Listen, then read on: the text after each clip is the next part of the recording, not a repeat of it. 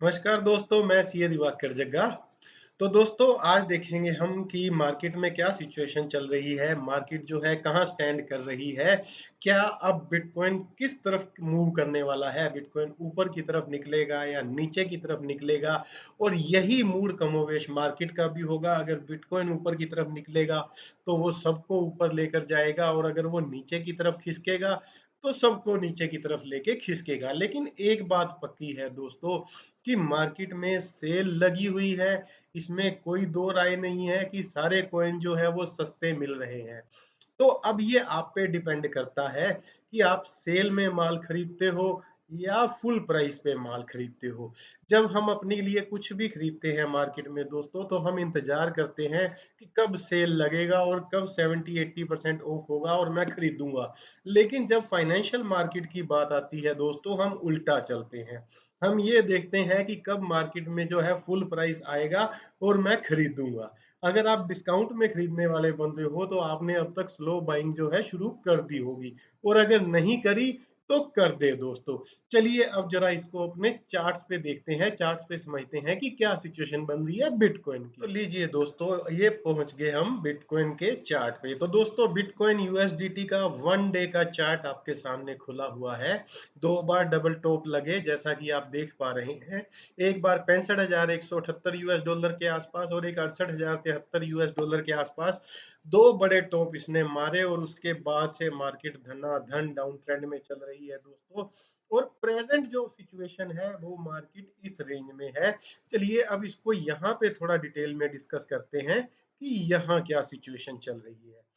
तो ये देखिए दोस्तों, जैसा हमने उस दिन डिस्कस किया था कि बिटकॉइन जो है वो अपनी रेंज को तोड़ के बाहर की तरफ निकलने की कोशिश कर रहा है। लेकिन यहाँ पे दो रेस्ट्रिक्शन थी, दो रेजिस्टेंस थी उसके सामने। एक इसकी खुद की रेजिस्टेंस थी और एक 50 डे ईएमए की रेजिस्टेंस थी। और मैंने आपको बताया था कि इसको पार करने के लिए बहुत पैसे की जरूरत है। इसको ब्रेक करने के लिए बड़े पैसे को बहुत अच्छा खासा इन्वेस्टमेंट करना पड़ेगा, और वो तब तक नहीं करेगा जब तक मेजोरिटी पीपल इसको नीचे सेल नहीं कर देते। ये बात मेरी दोस्तों आप याद रखना। तो वही हुआ दोस्तों, अपनी रेंज से निकला, 50 डे ईएमए को टच करते ही नीचे की तरफ भागा, क्योंकि यहाँ पे उसको सपोर्ट नहीं मिला। अगर हम कल की बात करें दोस्तों, 25 जुलाई 2022 को, ये ये देखिए एवरेज वॉल्यूम के साथ ये फुल फ्लेज इसने एक रेड कैंडल बनाई है, यानी कि नीचे की तरफ आया है। तो ऑब्वियसली आज भी ये नीचे की तरफ ही जाएगा, क्योंकि इतनी फॉलिंग जो अब ये बेसिकली एक फॉलिंग नाइफ जैसी सिचुएशन बनी हुई है। अब ये चाकू जो है वो गिर रहा है, ये अभी और गिरेगा।